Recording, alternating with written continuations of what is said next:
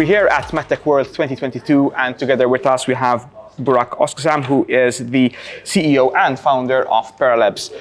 Thanks a lot for accepting the invite for us to have a chat here today. Thank you for having me. We're going to try and explore a bit what PeraLabs does, and perhaps that's my first question there. What do you do? Thanks for asking. The PeraLabs, the para comes from the old Greek word, the other. So, and we're in fertility domain. What we do is try to work with the gametes, sperm and eggs, and try to have couples to have a more affordable fertility treatment and less pain. So that's the idea. How we started. I did my PhD working on sperm DNA damage, sitting in front of the microscope several years. And then what I realized that all the other domains like cancer, neuroscience, or synthetic biology, they had all these fancy equipment. And we didn't have anything, you just had to do the human labor. And then I was hoping that someone needs to make it automatic, and then we can have a highly precise precision results, looking at the sperm and also eggs. And that time no one had it, so then I finished everything and I started working. I had a chance to meet amazing optics experts, and then we came up with this the idea that so we can streamline the process, and then it will prevent the human error choosing the wrong sperm. So that's the 50% of the whole fertility, because the 50% comes from the man as the problem, and then the 50% comes from the women, and pretty much the whole industry is focusing on women, but then no one can select right now the good sperm. Because what happens, like, we look at under microscope, but the moment you look at the sperm under the microscope, you cannot use it further. You have to put in a garbage. You take another sample, you assume that, this guy has a good quality sperm, moving, they don't look weird shape, and then you assume that the ones you select also from the same population. Which might not be the case. Yeah, and then over 30 years, it's like half of the problem is like over the 30 years, the fertility treatment success rates didn't go up, but the number of people who needed fertility treatments like exponentially grow. So there's a problem, and then we think that no one is looking at the sperm because of the man's health.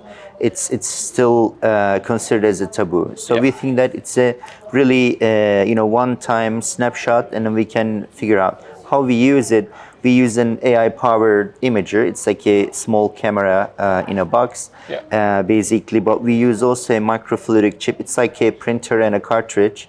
And then the cartridge actually allows the sperm swim, depending on if they are good quality, depending on if they are carrying X chromosome or Y chromosome, or if they have any issues, slow, fast, turning left instead of right, those things. So we manipulate a little bit, and then we can select the ones from, being able to swim all the way from point A to point B.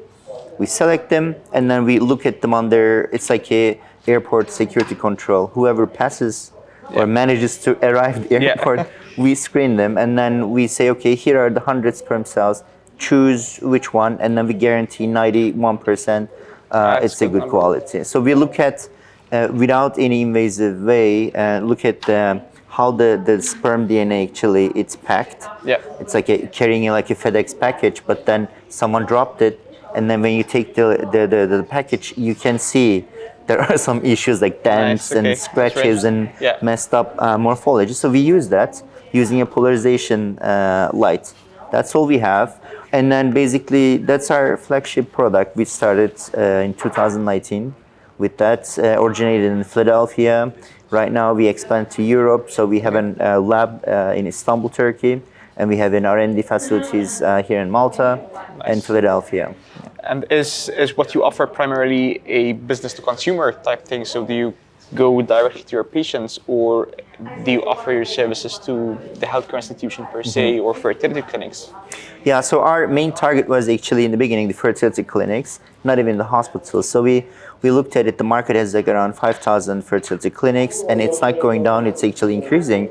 And then these are small, privately owned, so then you can talk to the owner of the clinic, it's the doctor. You don't have to deal with the board, you don't have to deal with the administration of the hospital. So the idea is that they have this device and then they can provide this service. And then the cartridges, we sell them. That's the consumable, like a vending machine concept. But what we actually we're waiting for the FDA clearance and then the CE mark. So that's a long journey. We know from the COVID vaccine situation. So what we decided was doing the service actually also in our labs, in addition to selling the system. Okay. So you're literally providing kind of like a one-stop shop for these unfortunate couples that either have issues with fertility.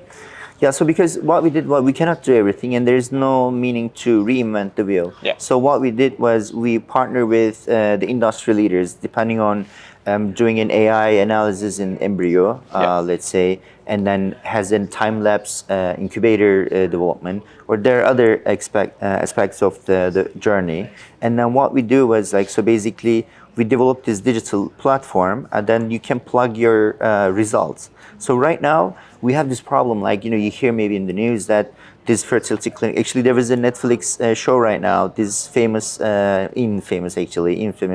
the doctor, he used his own sperm instead of the patient's, because there's no tracking mechanism which sperm goes where, because it's easy to manipulate it. The embryos is easier, but still with the embryos, there was an Asian couple, they gave birth to a Caucasian twins, for instance, all these things, and then we just have to streamline this. So we said, okay, we're missing this digital part in it. So this is our first technology, basically. So we put the sperm test results in there, and then others can also add their own, even the COVID test results, the blood test results, the hormone test results. So they will be able to do it.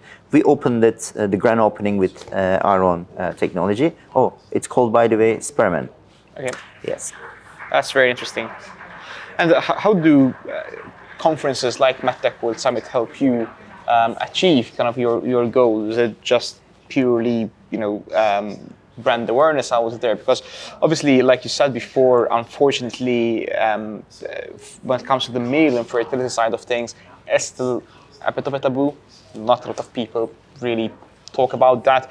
It's not normalized yet, and it should be that way. Yeah, totally. I mean, actually, the MedTech reminds me 2015, the SpaceCon in Boston, where actually Elon Musk, the first time he announced that the SpaceX will be, going to Mars, and just 1 hour before his rocket crashed. Yeah. And so that was for the first, and then I met some people. They were. We have the airline pilots. They're not military pilots, but the first pilots were military pilots, long time ago. So we have the same thing. They're astronauts right now. They're not military astronauts. They're just commercial astronauts. And then it feels like it was the primer of the whole space industry. For us, the MedTech, it's in a way that it's a really great networking. So especially the digital aspect of it. So meeting like-minded people, entrepreneurs, meeting with investors, and also potential partners. So it builds an ecosystem. You can work on to expand, like you're saying, build this whole system.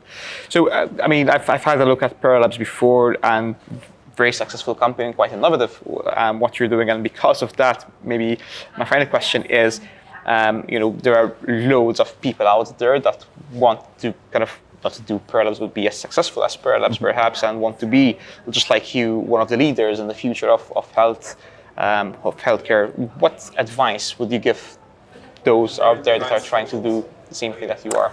Yeah, so I definitely, you have to start with the pain point, because as a scientist background, so we think that we got the best product, we have the best technology, we have several patents on it, but it makes no sense maybe to the patient unless you find a way to integrate into the pain, so then you can take the pain off.